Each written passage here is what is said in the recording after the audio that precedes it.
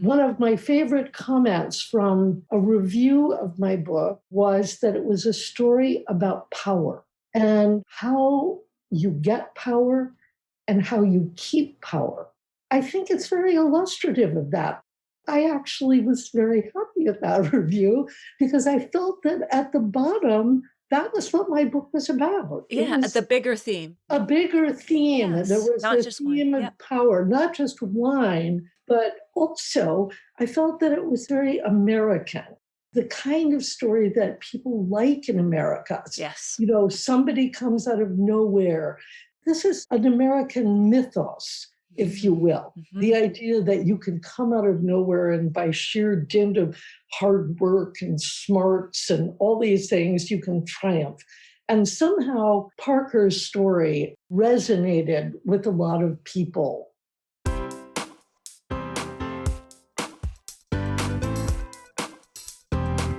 Do you have a thirst to learn about wine?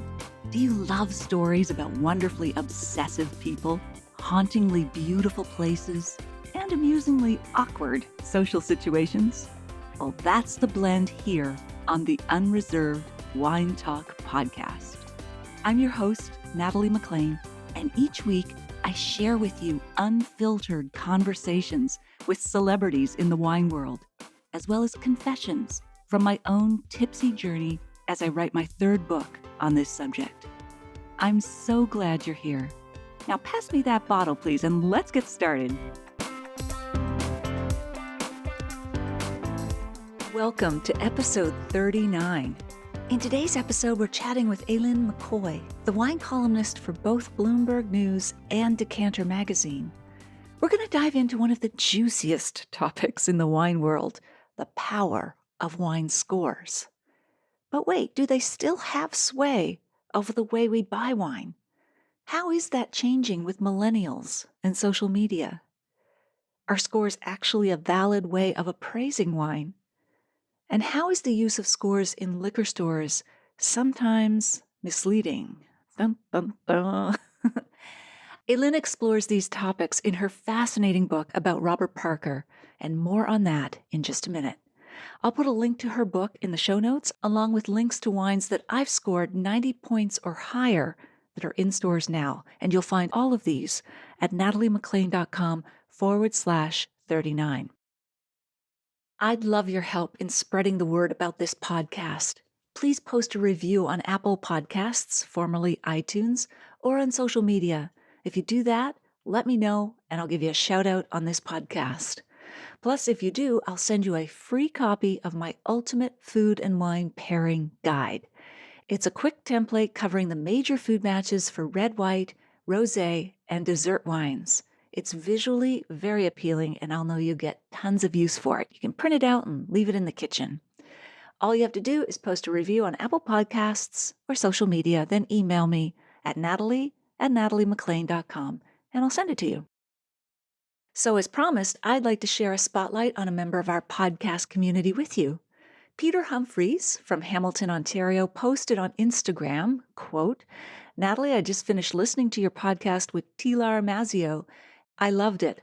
I sat on my back deck with a glass of Pinot Noir and soaked in every word. It's a great way to spend a warm, sunny, late afternoon. I enjoy history, and her story of the grand lady running that winery was fascinating. I love learning about gutsy people who stick it out, resulting in a successful outcome.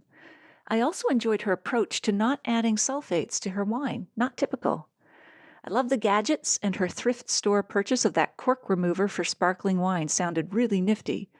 However, for me, taking a bottle of champagne outside and letting the cork launch high into the trees is thrilling. But go inside and this gadget's good. Thank you so much for keeping me and your listeners informed and entertained. I want you to know that it is really appreciated. I look forward to your third book as I devoured your first two while quenching my desire with wine. Keep up your amazing work. A fan, Peter Humphreys."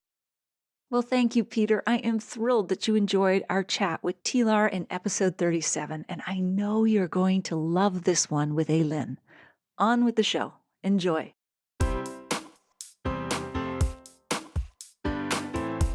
Do wine scores, and for that matter, wine critics, still matter? Do you buy your wines based on a score, maybe on a shelf slip or something you read in a newspaper, magazine, or online? And do winemakers make their wines to get higher critic scores? We're going to be talking about that, plus other really engaging, interesting topics with our guest tonight.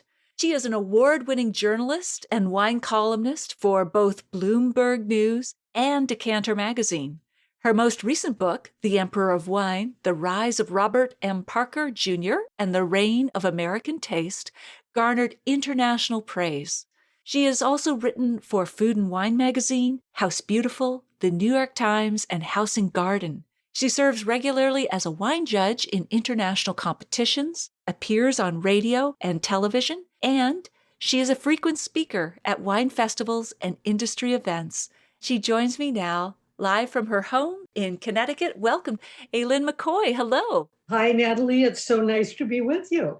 Terrific. That's great. I'm so glad to be connected. So many people are looking forward to our conversation tonight, Elin. Let's start off with maybe a couple of your favorite stories before we dive into Robert Parker and scores and all that sort of thing. Tell me a bit about the hazards of vineyards. You travel around the world. You're off tomorrow morning to another destination. Tell me about what it's like in vineyards, especially when there are multiple vehicles involved. I think everyone has such an interesting view of what a wine writer does. And often I've heard from people that they think, oh, you're always in these great restaurants and lining up these great wines. And it's not always like that. If you really want to understand wine, you have to go where they're making it. And usually a winemaker will say, do you want to go and see the vineyard? And of course, you say yes, because that's where the grapes are and that's where the wine comes from. Which brings me to a little story about the time I went to a winery in Mendocino. I'd never been there before. First, there was the terrible drive going up into the middle of nowhere. And when I was asked, do you want to go see the vineyard? I said, well, how will we get there? Oh, we're going in this big truck. I thought, what can happen in a big truck? So off we go in this truck. And what I hadn't realized was that several days before, it had rained and rained and rained and rained. And in fact, was cloudy as we were driving through the vineyard. It was so muddy in the vineyard that the truck, which was a pretty big truck, got completely stuck.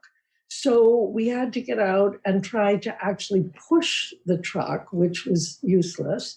I had not really prepared for stepping into huge puddles of mud and squish. So my feet were getting sort of sucked down into the vineyard. And the viticulturist said, we're just going to have to climb up the vineyard. So I'm trying to climb up in this slippery mud. And then he said, just remember, don't grab the grape bunches. So I'm thinking, oh my God, I'm trying to grab onto anything. To hell with the grape bunches.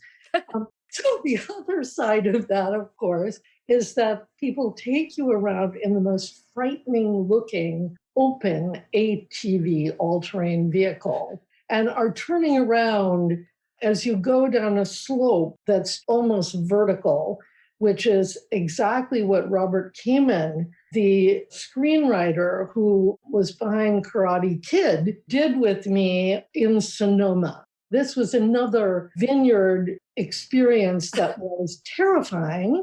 He didn't see it that way, but I was extremely happy to get to the tasting room. So what can I say? Always be careful about the shoes you wear when you go to a vineyard. Did he get you painting the fence like the Karate Kid or anything like that? No, he did let me read a screenplay, though, and asked for my comments, which was very nice of him. And he's a great, hilarious person and making a really interesting, wonderful wine, too. Wow, I didn't realize that.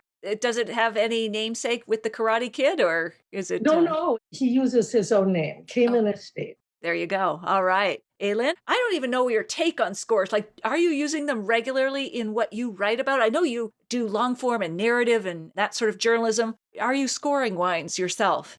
Yes, I do score wines, but I score them in different ways. Whenever I write a feature for Decanter, Decanter insists that all the writers use a 100-point scoring system. So for those articles, I do use it. Sometimes when I write in Bloomberg, I use a 10-point scoring system, mostly because it's a little more direct. People seem to like it. When I'm taking my own notes, a lot of times I just use a star system where it's 1 to 5 stars, unless I'm really tasting quite seriously for a specific article. Right. Good. And what's the lowest score you've ever given? 0. Oh, did you ever publish that? Well, I did not publish a 0 score. I think that there are some wines that I've had that I would give a minus score to. Ooh.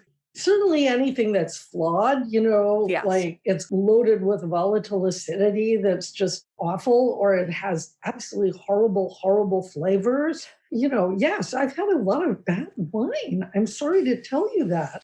It's not all just Chateau Margaux every day arriving at your doorstep, Elin?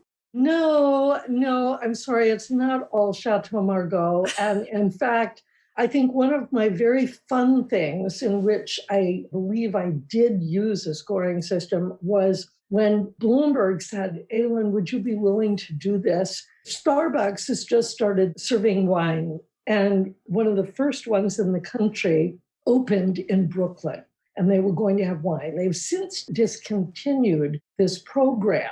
And I arrived, immediately went over to look at the menu and so on. And I said, okay, I would like a glass of every one of those wines. And I would like one of each of the dishes that you suggest pairing with all these wines. And could I have them at that table over there? Everyone in the entire Starbucks was on laptops and they were drinking coffee, and no one apparently had ordered any of these wines that were now available. And at the counter, they said to me, now, could you pay now, please? I think they thought I was just going to duck out without paying. I heard this little boy who was there with his mom say in quite a loud voice to his mother, do you see that lady over there? She has 10 glasses of wine. Let me just tell you, it was not like tasting Chateau Margaux. There was a reason why they discontinued this. Did it not work? I'm intrigued because we haven't had wine in Starbucks here in Canada yet. Was this an experiment for Starbucks that didn't work, or just that one branch? What was happening there? No, it didn't work. I think that they found that nobody really ordered wine. I asked them who was ordering wine, and they said Bible study groups, which surprised me because I, number one, didn't know Bible study groups actually met in Starbucks. And a lot of people, they claimed in other parts of the country, were ordering the wines, but the wines weren't interesting enough. And I think I gave them all pretty low scores. There were one or two that actually were really quite good for the price.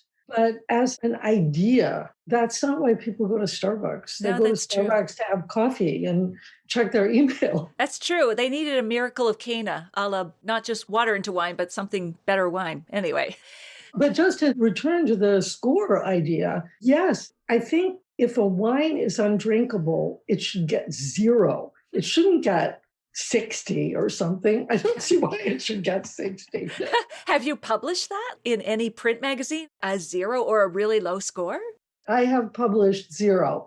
And I'm just trying to remember when I have published 0. I can't think when recently, but I do know that this summer, I did a whole column about the outrageous versions of rosé that are now being foisted upon the public. And I think I gave like 2 points to the Welch's rosé grape juice. I didn't even know they made wine. Exactly. Oh, no, it isn't wine. This is alcohol-free. But there were several others that were rosés that came in a can. Another one that was just available through a wine club and was absolutely horrible. And so they got like 1, 1 out of 100? No, 1 out of 10. Oh, okay. So that's sort of a 10 out of 100. So Still, it's a bit of a failing it's still mark. pretty bad. It is. Do you get any comments or backlash when you publish scores like that? I have had producers email me and tell me that they are very upset that I didn't like the wine and wouldn't I like to try it again? And I just reply, no, I don't want to try it again. End of conversation. So at least no threats or anything like that. I have never had any threats from anyone. I know that people I know, colleagues, have had threats about things that they have actually written about wine. But I think the main thing that I've had is someone emailing me, don't write about our wine. Usually it's somebody who has a very big PR arm or something. And I usually say, because your wine isn't any good. So I'm not going to write about it. Brutally honest. That's great. Awesome. Were Starbucks wines overpriced, Elin? I think most of them were overpriced in the sense that what everybody has to realize is that when you get wine by the glass, the idea is to make back in 1 or 2 glasses the price of the entire bottle. So for the quality of wine that they were offering, I feel that most of the wines were overpriced. There were 1 or 2, however, that were more expensive wines. There was a Justin Vineyards Cabernet, as I recall, that was actually quite a nice wine and was a very good price considering how expensive the wine is. Right. That's from Paso Robles, the isosceles. Yeah, from Paso Robles. Yes. It wasn't the isosceles. No, of course. I think that I've forgotten which color it was that said it's surprising it didn't work. In some ways, I think they were trying to capitalize on the sort of 5 to 8 time period, 5 p.m. to 8 p.m. when people are on their way home. Yes. And they maybe don't think of stopping into Starbucks or a coffee, but trying to get more people to come into Starbucks in certain markets.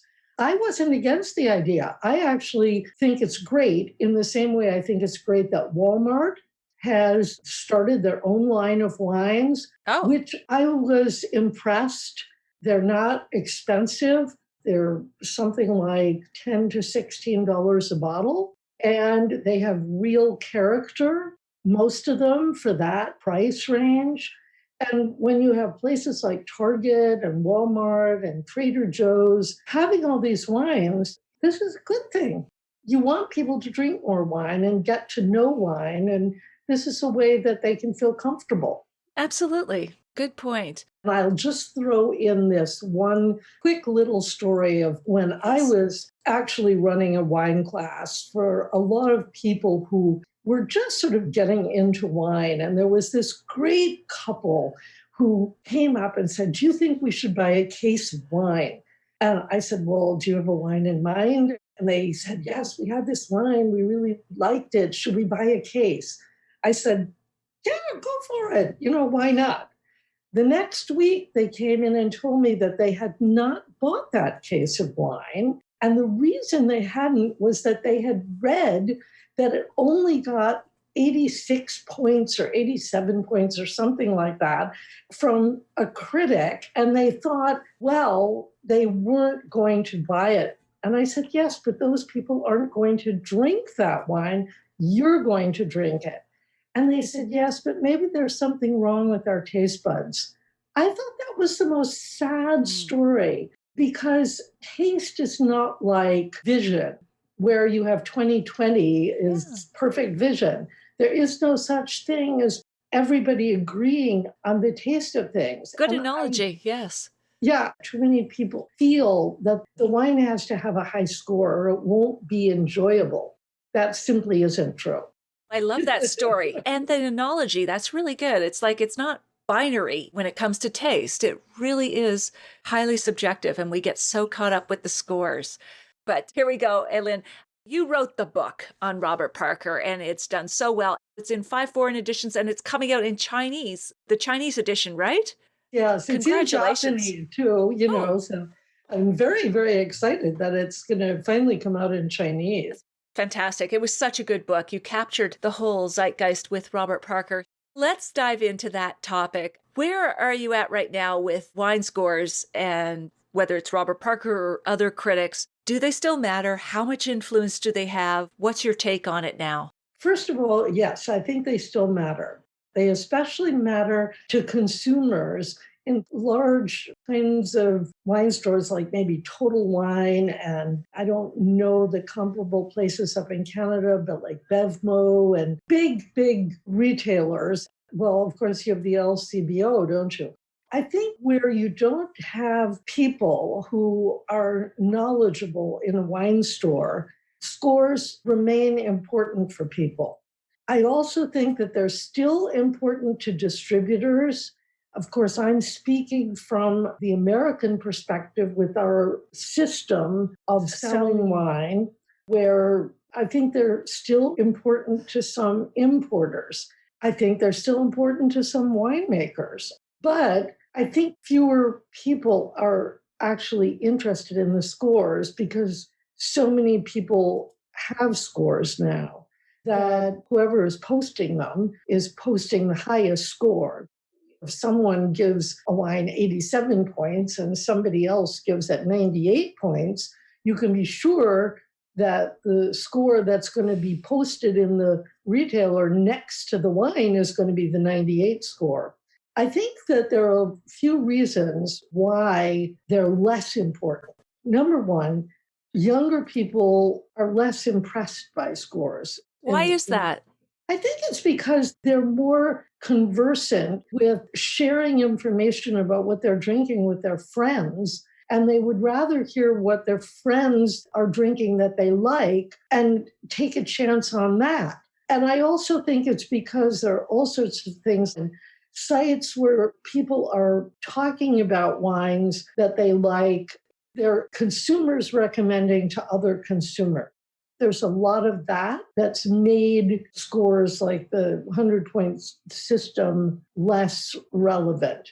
When people are buying a very expensive wine or a very expensive wine for themselves, they're more likely to look at someone's professional scores. Sure, they're doing their due diligence like you would invest in a company. You're investing in the bottle, you want to know the background. Right. If you're going to spend $100 on a bottle or $50 on a bottle, you want a little reassurance that what's in that bottle is going to be pleasing to you. I think the other thing is that sommeliers have become more important as recommenders of wine, and most sommeliers want you to think that their recommendations matter. And I think they're much less likely to be using scores when they're talking to you in a restaurant. They're not going to say, and I would give this wine 95 points. Most sommeliers want to tell you a little story. They want to engage you. They don't want to just use a number like that. And I also think, except with the LCBO, there are a lot more passionate retailers who have their own ideas and just say, no, we're not going to give somebody else's scores. We want people to talk to us. We want them to ask us for a recommendation. Yeah, and even in the LCBO, not that I'm here to defend them, but they have staff picks and they're trying to localize it a bit in terms of that sort of thing. But when we think about all the folks on social media, blogs, chat, etc., there seems such a clamor of voices and demand for our attention. Are they really making a difference? Like, is it truly drowning out the traditional critic? Where do you net out between the traditional critic and their influence and all of this new voice, chatter, etc. on social media? Wow, this is like a topic we could go on for hours. But yes. I'll be as quick as I can. First of all, I think that what we don't have anymore is one or two voices. The thing that made Parker so powerful and so important in the wine world and made his scores so important was that he could actually move markets. If he gave a wine 100 points or 98 points, that wine sold out. That is not really happening with other professionals scoring wines.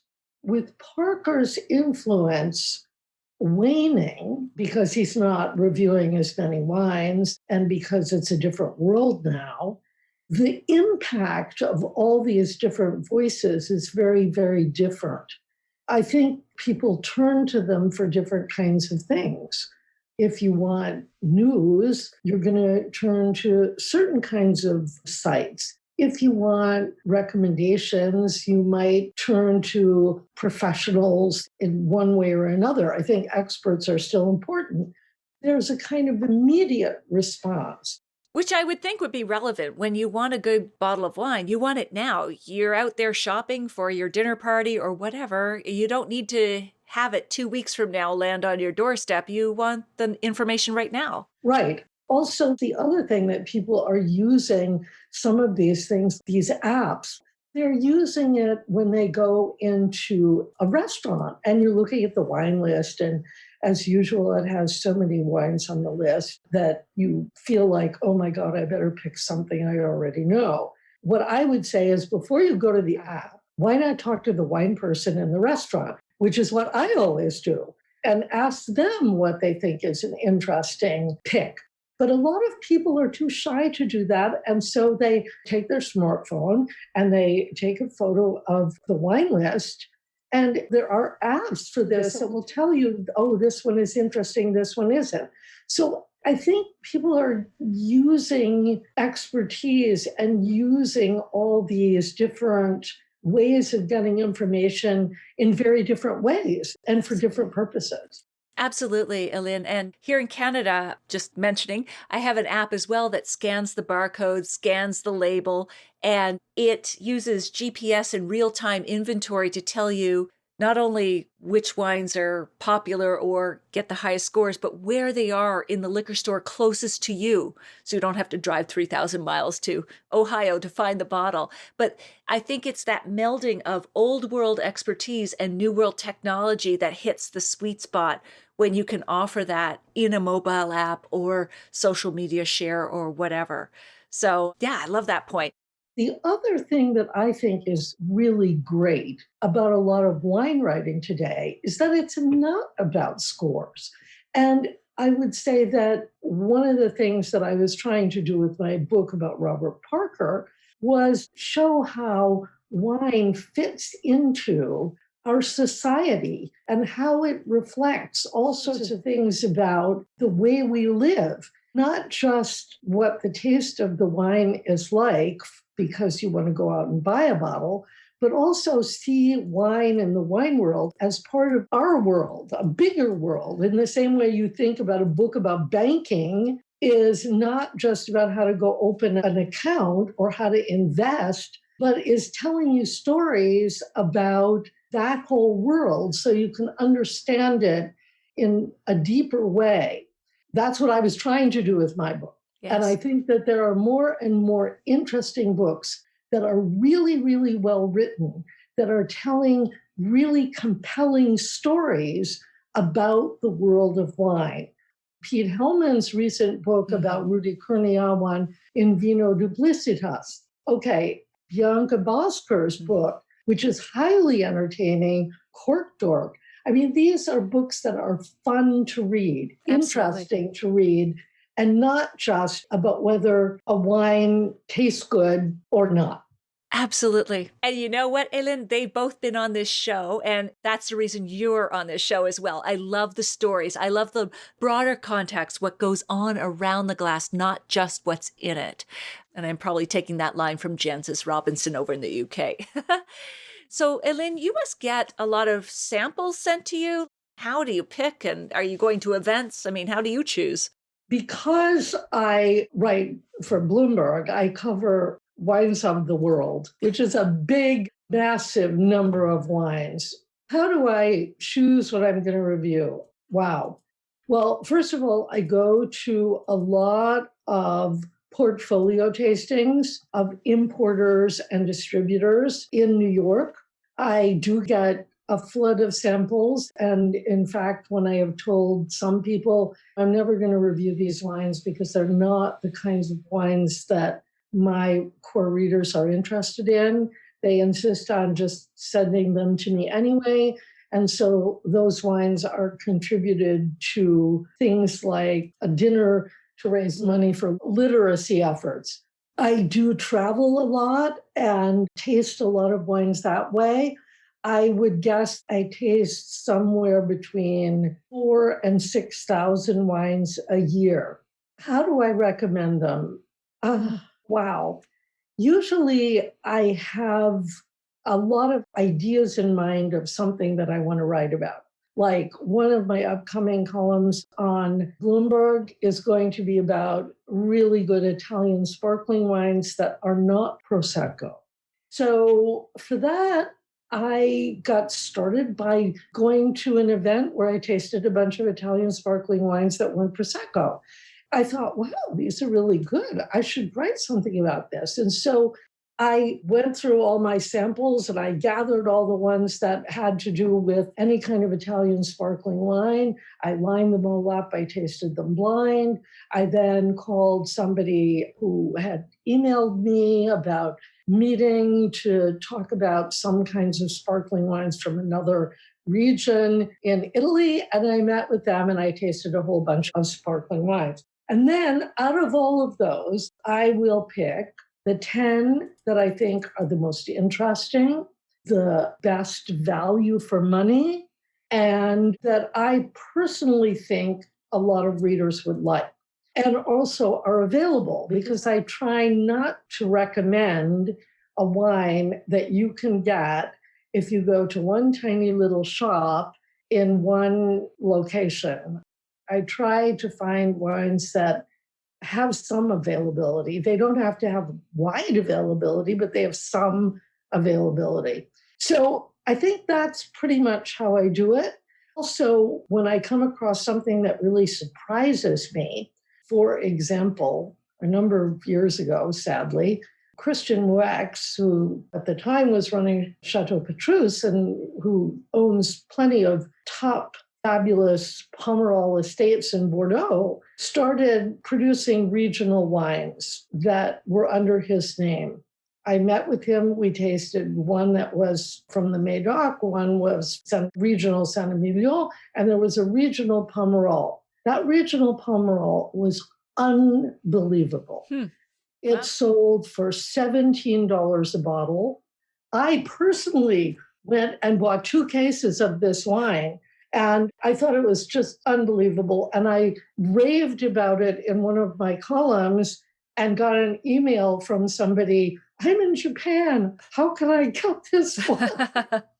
So I think that those are the kinds of things that I try to write about. I don't try to do, here are 100 California Chardonnays that I have tasted in the last month. That's not my kind of article. Absolutely no. You tell stories, wonderful stories, Elin. With Robert Parker, why did he rise to such prominence? And what was your intrigue with him to actually write this book? First of all, I should say that when I was the editor in charge of wine at Food and Wine magazine, I actually gave Robert Parker his first assignment for a national magazine. His newsletter, of course, was out at the time, but he hadn't written anything for any other publication. I'd known him for a long time, although we were more acquaintances than friends. I became more and more intrigued by the whole aspect of power that Parker had over the wine world. I'm just saying how I came to write this book. And I really decided to write this book when I was in Sicily. And I was in a small town at a small winery where the winemaker was on his second vintage. And right in front, very proudly displayed on the table in the tasting room when I walked in, was Robert Parker's Wine Advocate newsletter, open to the page that showed this gentleman's wine. It happened to be Morgante, but the Morgante wine had gotten a very high score, even though it was only his second vintage. this winemaker who couldn't speak any English really just pointed to the score of this newsletter and just went, Parker, 94. And I thought, I'm in the middle of Sicily in this town, and here is this guy who can't speak English bragging to me that he has this score. As a result of the score, the wine, Morgante, was picked up by an importer and distributor in New York and had great sales in the US. That would not have been possible without Robert Parker.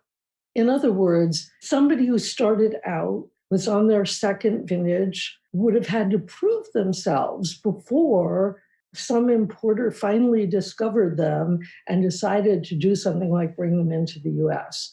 So Parker could put this spotlight on people and really allow those people to sell wines without going through that long period of trying to get their wines recognized. It could be overnight. That really intrigued me. I thought, this is really a fantastic story. It also, to me, was a fantastic story because Parker started out of nowhere. He was a lawyer. He didn't even grow up with wine. Yeah, he was the son of dairy farmers, right? Who drank more Coke than wine. Right. And so he educated himself. He didn't say to himself the way I think a European would have, oh my goodness, I didn't really grow up with this. I can't pronounce upon this. He was very American. He said, yes, I can teach myself about this. I can learn about it. And I'm indignant that people are being charged a lot of money for a wine that isn't very good. I'm going to tell people about this. The fact that he was able to start doing this, he didn't have any idea that he was going to become as powerful as he did at the beginning. He wanted to be able to taste a lot of wine and make some money doing it so he didn't have to be a lawyer anymore. Absolutely. And it's very American in the best sense. Pulling yourself up from your bootstraps, just deciding to do it. But also, he was like the Ralph Nader of wine. He was literally a consumer advocate for wine, which is kind of, I think, where he might have gotten some of the inspiration for his newsletter name. Yes, absolutely. I think you're completely right about that. And I think the thing that was so interesting was the progression. First of all, what happened was that people like retailers and importers discovered that with one of his numbers, people who hadn't even heard of Parker saw Parker 98. And they thought, oh, wow, I guess that sounds good, 98 points. Must be a good wine.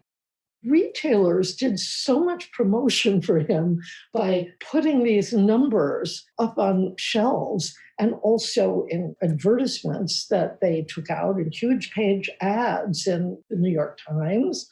They would have all our best Bordeaux's rated by Parker. And people would be saying, who is Parker? So I think that then it got to the point where when people realized if you get a high score from Parker, you're going to sell out all your wine. It was only a matter of time before people said, I'm going to try to make my wine a little fruitier, maybe a little richer. I know he likes texture.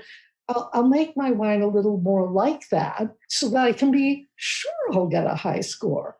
I think that kind of trajectory sort of promoted him and promoted these scores and made him powerful. I thought that story of how all of this happened was a great illustration of all sorts of things. One of my favorite comments from a review of my book was that it was a story about power and how you get power and how you keep power. I think it's very illustrative of that. I actually was very happy at that review because I felt that at the bottom, that was what my book was about. Yeah, the bigger theme. A bigger theme. Yes, There was not the just theme wine. of power, not just wine, but also I felt that it was very American. The kind of story that people like in America. Yes. Somebody comes out of nowhere. Rags to riches, like an E.L. Yes. Doctorow story, like Ellis Island to fame. Yes, this is an American mythos, if you will. Mm-hmm. The idea that you can come out of nowhere and by sheer dint of hard work and smarts and all these things, you can triumph. And somehow Parker's story resonated with a lot of people. He himself liked to talk about himself like the Lone Ranger. Right. Like cowboy stories. Absolutely. That's American as all get out, right? It's the lone gunman against the bad guys or whatever. Right. I think that is part of what makes his story so resonant with people. But at the same time, what I can say is, I don't think that story can be done ever again with wine, Right. where some one individual has that kind of power. And partly because of all these other things we've been talking about, it's a much bigger world now in terms of who people turn to. Absolutely. I cannot believe how time is flying by. But I have to ask, did you get any reaction from Robert Parker himself on your book?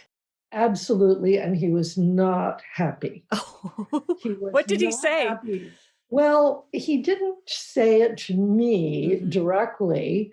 He had said it to a lot of people who had called him, like, what do you think about this book, etc.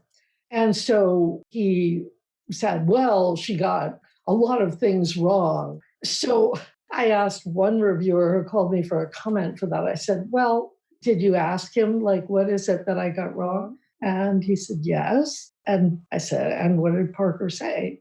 He said, well, you told this story and it wasn't a true story. I said, did you read my book? Because there were several things that happened to Parker where he was sort of shown up, if you will, in a tasting or something. And I would tell the story. And then I would say, when asked, Parker told me this never happened.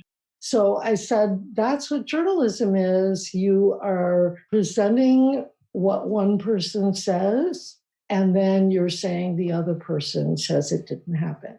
Now, in the two instances that Parker finally admitted, these were the only two instances in the book that because I had done tastings with both of these people, one of them was an importer called Bob Chatterton, I was quite sure that they were correct and that Parker really didn't want anyone to tell a story where his tasting ability was at all in question. However, 5 years after the book came out, I had breakfast with Christian Muex, who said, I've just come from seeing Uncle Bob, which is what he called Bob Parker. And he admits that your book is fair. Okay. All right. Well, justification in the end. And if he agreed with the whole book and he was happy with it, I would have been very unhappy. Yes. Because that wouldn't have been provocative enough. Yeah. And also it wouldn't have been true because most people who have a book written about them wouldn't be happy unless it were written by a doting mother. Right. That's so true. Oh, Elin, this has been such a great conversation. Thank you so much for sharing all these insights. We've got to do part 2 sometime. This is fabulous. That would be great fun, Natalie. Thank you, Elin. It's been a great kitchen table conversation. And we know we can buy your book on Amazon. And go to my website. And go to your website. So is it elinmccoy.com? Yes. Okay, there you go. People will be able to find you easily, Elin. Okay, so great. I know you're flying out early in the morning. I wish you the best with that and all your future projects. And thank you so much for spending your time with us. Okay, thank you. All right, take care. You too. Bye. All right, bye-bye.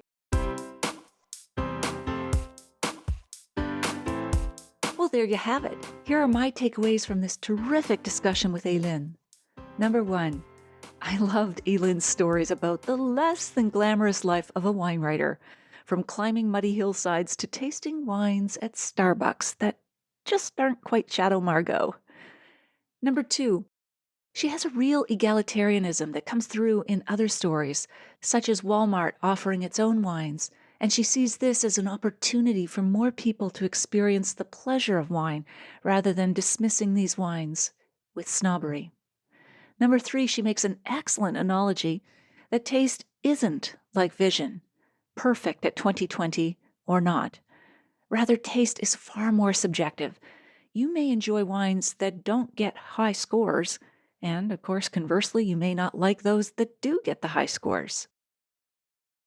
Number 4, she believes that younger people, millennials, are less impressed with scores and depend more on their friends' recommendations through social media. There are many voices now on social media and online generally, rather than just the one dominant voice of Robert Parker, particularly now since he just recently retired.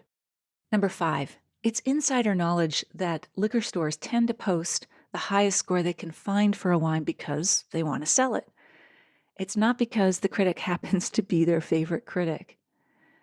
Number 6, Elin points out that sommeliers don't approach your table at a restaurant and tell you the wine's score. Instead, they're going to tell you what the wine tastes like, food pairings, and perhaps a story behind the wine. She sees this as a more holistic way to approach wine. And finally, number 7, Elin notes that wine writing is changing, moving away from simply scores to embrace a wider view of wine within society and its role in the way we live. You'll find links to Elin's website, the video version of this interview, and the wines that I've recommended that hit 90 points or higher and are in stores now in the show notes at nataliemcclain.com/39. Did you know you can listen to this podcast on your smart speaker? Just say, "Hey Google," or for Amazon's Echo, use her name that begins with the letter A. I won't say it now as it'll set off your device and mine.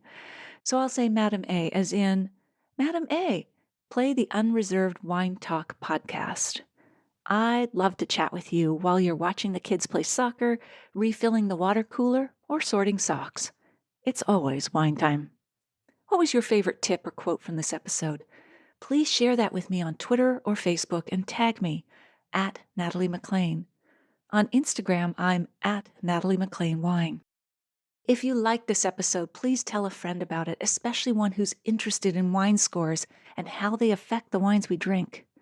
My podcast is easy to find whether you search Google on its name, Unreserved Wine Talk, or on my name. Finally, if you want to take your ability to pair wine and food to the next level, join me in a free online video class at nataliemcclain.com/class. I can't wait to share more wine stories with you.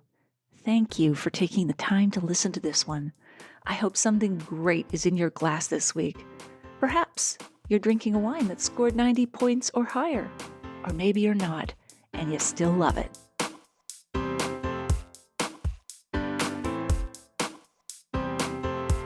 You don't want to miss one juicy episode of this podcast, especially the secret, full-bodied bonus episodes that I don't announce on social media.